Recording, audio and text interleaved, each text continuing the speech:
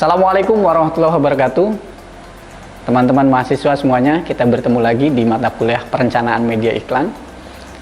Untuk pertemuan hari ini, kita akan membahas karakteristik umum media iklan. Setelah pertemuan lalu, kita membahas jenis-jenis media iklan.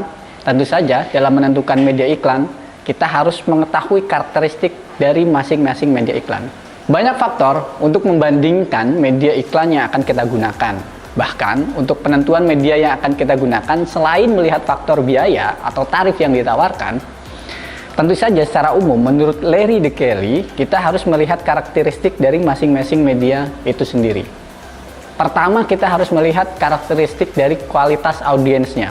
Ya, seperti apa audiensnya, apakah mereka memiliki kemiripan satu sama lain, atau homogen, ataukah berbeda satu sama lain, atau homogen ya. Tentu saja audiens yang homogen akan lebih mudah dijangkau daripada yang heterogen. Karena audiens yang homogen akan memilih kebiasaan memperhatikan media yang sama. Kemudian yang kedua, harus kita perhatikan dari sisi demografinya. Ya, mengidentifikasi karakteristik demografi audiens dari media yang akan kita gunakan masih penting untuk menjadi pertimbangan. Mengapa? Karena demografi itu studi tentang populasi, sehingga kita bisa melihat karakteristik dari populasi masyarakat atau audiens dari si media tersebut. Ya. Kemudian data-data terkait dengan pendapatan, jenis kelamin, tingkat pendidikan, jumlah anak, bahkan sampai dia tinggal di mana, di perkotaan atau di pedesaan. Kemudian yang kedua, aktivitas dan kebiasaan dari si audiensnya, ya, jenis media tertentu untuk menjangkau tipe audiens tertentu. Nah, mulai dari penghasilan sampai kebiasaan yang dijalani, bahkan seperti contoh misalkan gini, laki-laki atau pria dalam jenis media ada perbedaan. Misalkan gini, semua jenis pria menonton pertandingan sepak bola di televisi, tetapi pertandingan golf yang disiarkan televisi sebagian besar dilihat oleh pria dengan pendapatan lebih tinggi. Artinya, pria tertentu misalkan gitu ya, dengan pendapatan lebih tinggi, itu belum tentu juga melihat atau menonton media yang umum dilihat oleh audiens yang lainnya.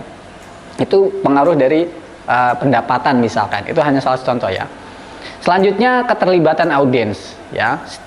Situasi di mana audiens dalam mengakses media tertentu memberikan perbedaan dalam perhatiannya terhadap media tersebut. Orang akan membaca cepat, bahkan hanya melakukan skimming, membaca secara cepat begitu ya, ketika dalam situasi terburu-buru. Di sisi lain ada pembaca yang membaca koran dengan cermat, teliti. Karena apa? Karena mungkin dia punya waktu, punya situasi yang tidak terburu-buru ya. Kemudian orang mungkin dengan perjalanan di jalan raya misalkan ya, akan tidak banyak memperhatikan billboard atau ketika jalanan lancar. Jadi ketika ngebut biasanya begitu ya, itu kita tidak fokus melihat billboard kanan kiri, pasti kita fokus melihat jalanan. Tapi bagaimana dengan jalanan yang macet misalkan? Orang akan melihat sekelilingnya karena santai, karena situasinya tidak mengharuskan dia fokus pada satu titik gitu ya. Oke.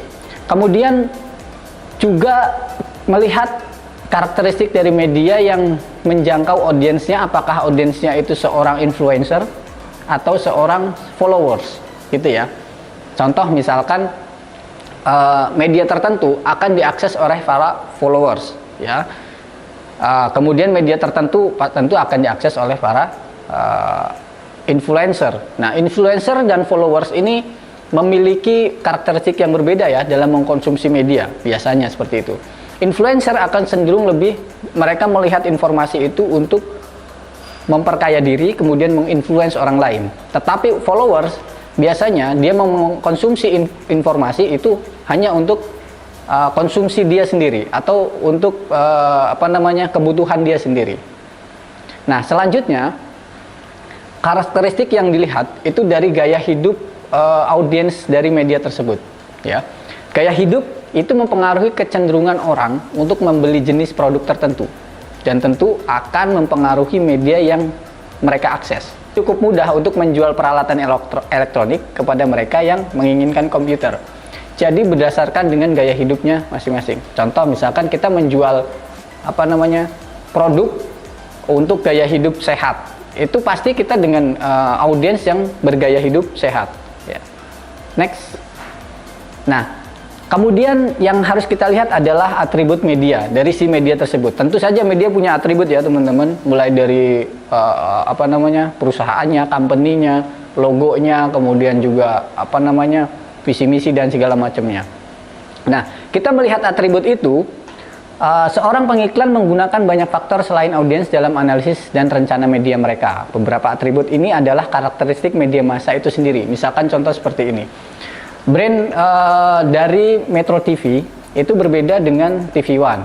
Nah, itu salah satu atribut dari media tersebut. Nah, ketika kita mau memilih media yang mana cocok dengan produk yang akan kita iklankan, tentu saja kita melihat produk melihat dari karakteristik media tersebut. Misalkan contoh seperti ini. Saya mau menjual atau mengiklankan produk consumer goods atau produk yang banyak dipakai oleh ibu-ibu misalkan. Nah, itu saya akan lebih banyak menggunakan media yang lebih banyak menampilkan acara-acara keluarga, misalkan seperti sinetron, seperti telenovela mungkin, ataupun FTV. Itu biasanya di beberapa media ya, kita tahu. Nah, akan sangat jarang saya misalkan mengiklankan sabun mandi ataupun sabun cuci piring di media yang lebih cenderung ke berita misalkan. Lebih banyak muatannya berita dan segala macamnya. Seperti itu ya kira-kira. Nah, kemudian selanjutnya yang harus kita perhatikan adalah biaya. Ya, biaya pemasangan dari media tersebut. Ya. Mungkin antara satu media dengan media yang lain itu berbeda biayanya. Ya, teman-teman, tergantung dengan tadi ya, tingkatan dari media tersebut. Nanti terkait dengan jangkauan, durasi, kemudian juga audiens yang mereka mampu tangkap, mampu jangkau, kira-kira gitu ya. Kualitas gambar, nah itu juga akan mempengaruhi biaya. Jadi biaya menjadi salah satu pertimbangan ketika kita mau memilih media yang akan kita gunakan sebagai media iklan. Nah, tentu saja ketika kita mempertimbangkan biaya, kita juga mempertimbangkan efisiensi biayanya. Ya, apakah media tersebut menawarkan program efisiensi biaya? Misalkan gini, saya mau mengiklan selama Ramadan, itu pasti biayanya sangat tinggi ya selama Ramadan. Kenapa? Karena beberapa produk itu pasti mengiklankan di masa Ramadan. Nah, tentu saja masa Ramadan ini karena biayanya sangat tinggi, kita cari media yang punya paket bundling yang lebih murah misalkan, atau punya bonus tertentu selama paket Ramadan. Nah, itu untuk efisiensi biaya. Ya, untuk efisiensi biaya, untuk supaya kita bisa menghemat atau bisa mengalokasikan biaya dari iklan ini untuk ke media yang lainnya. Ya, contoh katakanlah gini, kita mau iklan di media massa skala nasional, ya, kita pasti akan nego gitu ya, nego, kemudian juga ada paket bundling apa saja, kira-kira yang bisa kita dapat, benefitnya apa saja. Nah, itu kita akan menghitung efisiensi biayanya. Nah, selanjutnya, selain efisiensi biaya, itu kita memperhatikan jangkauan dari media tersebut. Seberapa banyak dia bisa menjangkau audiens. Seberapa luas dia bisa menggait audiens yang kalau direntangkan di Indonesia ya, berpuluh-puluh kilometer ini, kira-kira gitu ya. Nah, kemudian frekuensinya seberapa banyak dia bisa menghadirkan iklan kita, ya, menghadirkan iklan kita. Kemudian ada yang harus hati-hati ketika kita memilih media, itu faktor iritasi, teman-teman. Faktor iritasi seperti ini.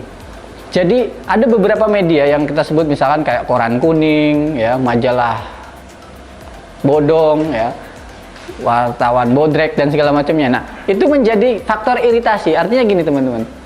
Teman-teman akan istilahnya memiliki pandangan yang cenderung lebih negatif kepada media tersebut, kira-kira gitu ya, dibandingkan dengan isinya.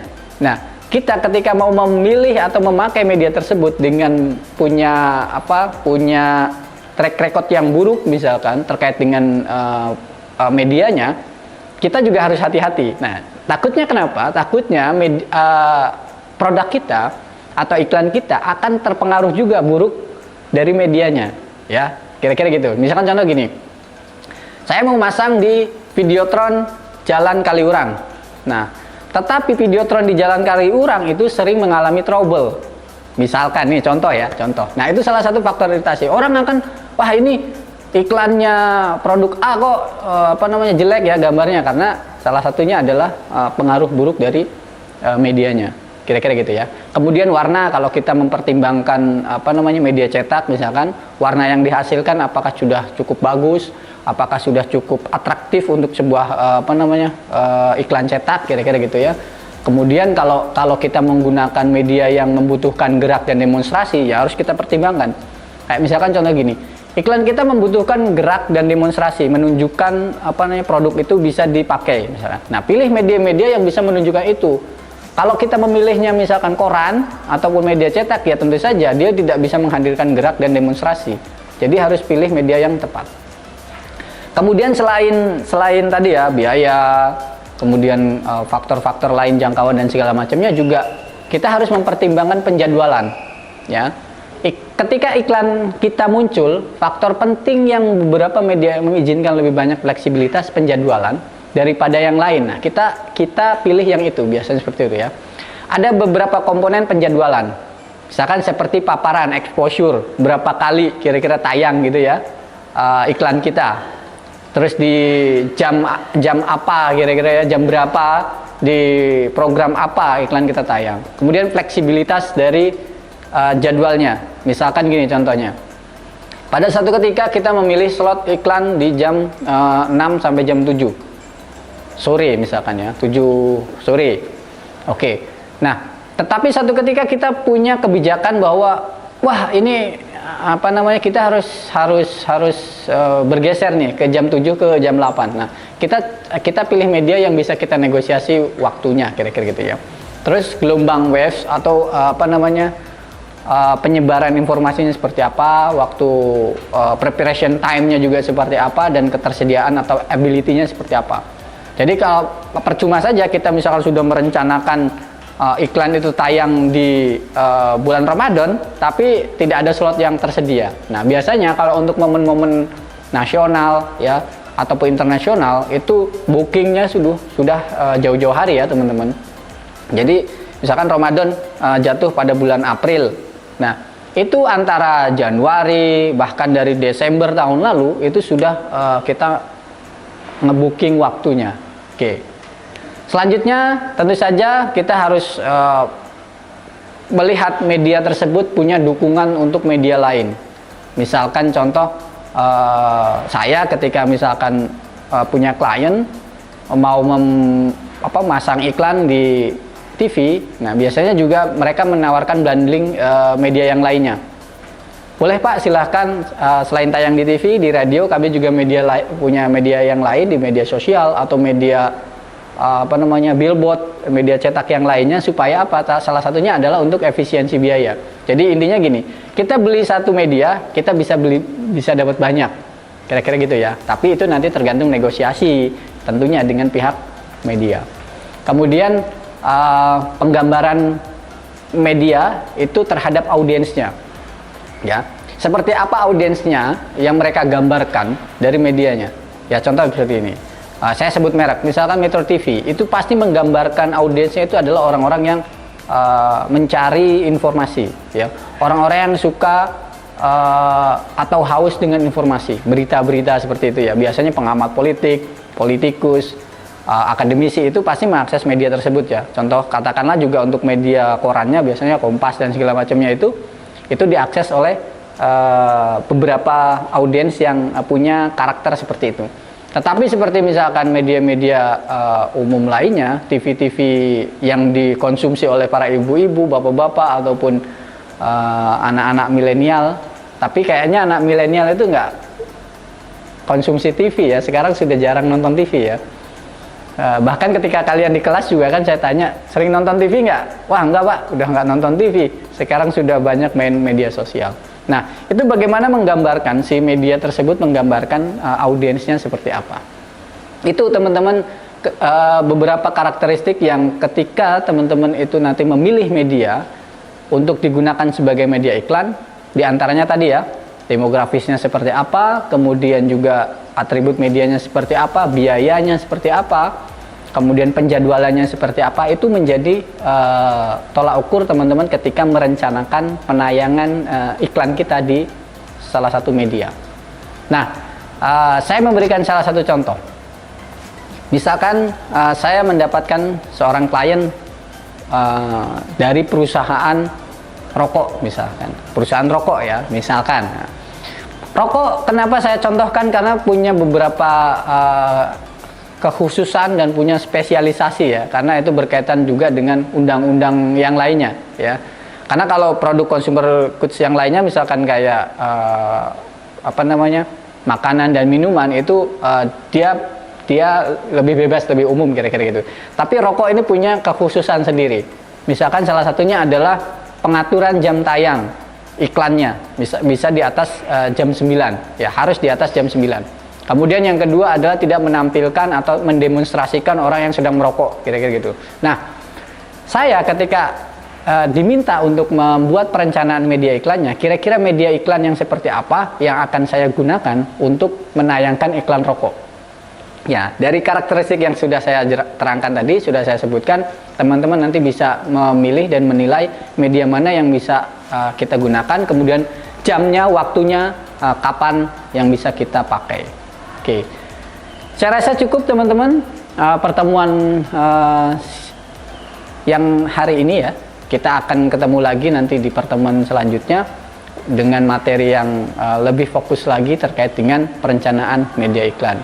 Demikian, Assalamualaikum warahmatullahi wabarakatuh.